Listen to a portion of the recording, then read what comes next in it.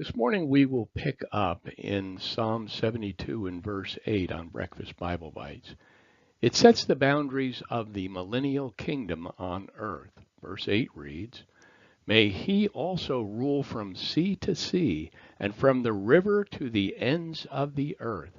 Needless to say that Solomon's rule did not extend to the ends of the earth, but it did at one point encompass the lands promised to Abraham. We read of that promise in Genesis 15:18. It reads, "On that day the Lord made a covenant with Abram, saying, I give this land to your offspring from the brook of Egypt to the Euphrates River." And God restated the promise in Exodus 23:31. "I will set your boundaries from the Red Sea to the Mediterranean Sea and from the wilderness to the Euphrates River. I will place the inhabitants of the land under your control, and you will drive them out ahead of you." It is comforting to know that the Messiah's millennial kingdom will not be limited. We can start at the water source of any river on the earth and follow its water course around the world. That will be the earthly bounds of the Messiah's kingdom. The personal pronouns used throughout this psalm are clear indications that it spoke of both the limited but peaceful reign of Solomon, as well as the militant dominion that persists even up to today. Yet in the judicial reign of the coming Messiah, he spares lives, he is praised. His justice will foster worldwide peace. All authority and power shall be subordinate to him for that 1,000 years. His reign on earth will not suffer the turmoil and the antagonists that plague the world today. Satan has been incarcerated, but will be released at the end for the complete separation of God-honoring folks.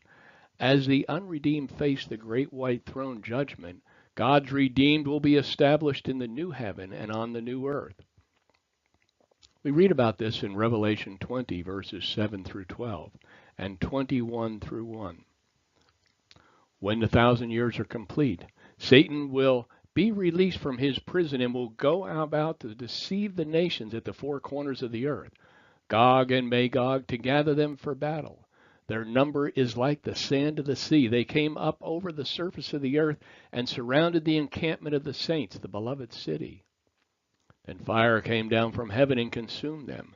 The devil who deceived them was thrown into the lake of fire and sulfur, where the beast and the false prophet already are, and they will be tormented day and night forever and ever. Then I saw a great white throne and one seated on it. Earth and heaven fled from his presence, and no place was found for them. I also saw the dead, the great and the small, standing before the throne, and the books were open. Another book was open, which is the book of life. And the dead were judged according to their works by what was written in the books. Then I saw a new heaven and a new earth, for the first heaven and the first earth had passed away, and the sea no longer existed. Let me ask you this question. Does your name remain in the Lamb's book of life? If so, will you reign with him during the millennial period before we proceed to the new heaven and new earth? Revelation 20 and verse 4 promises those who are overcomers. It reads, quote, "And I saw thrones, and they sat on them, and judgment was committed to them, and they lived and reigned with Christ for 1,000 years."